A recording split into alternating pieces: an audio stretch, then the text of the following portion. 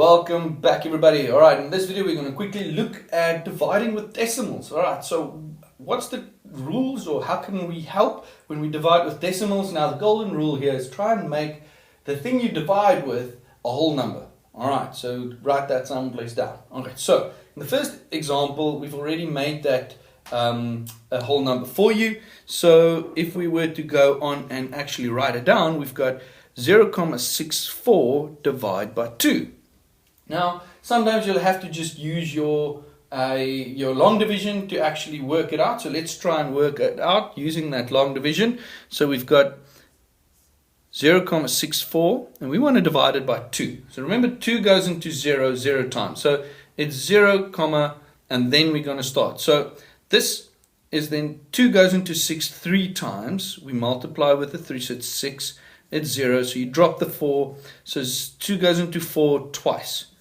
So there we go. We've got 0.32. Another way of looking at it is to actually say, like, listen, how many decimal places are there? There's 2 decimal places, and therefore dividing it by 2, there's also no decimal places, so the answer should have decimal places. So you could have just gone, the half of 64 is 32, and then get your answer like that. Alright, so there's 2 ways in doing it. When we divide with 100 or 1,000, remember the comma moves to the left, so that means it becomes smaller. So in this case, you'll have 0, remember it moves once, twice, so it will be 0,000125. And in this case, now we've got 2 decimals, and we need to get the answer to this question.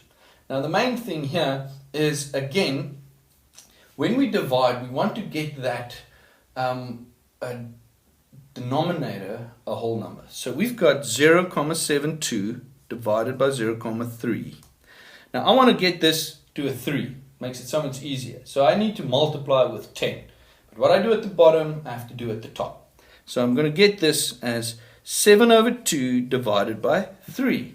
Now this makes it easier. Now I can actually do my long division again. So I'm going to go and say, right, I've got 7.2 divided by 3. 3 goes into 7 twice, remember the comma. Then I've got 2 times that, 6. There's a 1 difference. Move the 2 down. 3 goes into that 6 times. So my final answer here will be 2.6. Alright, so I hope this helps with dividing decimals. Go practice. In the next video we're going to start looking at decimals when there's squares and square roots involved.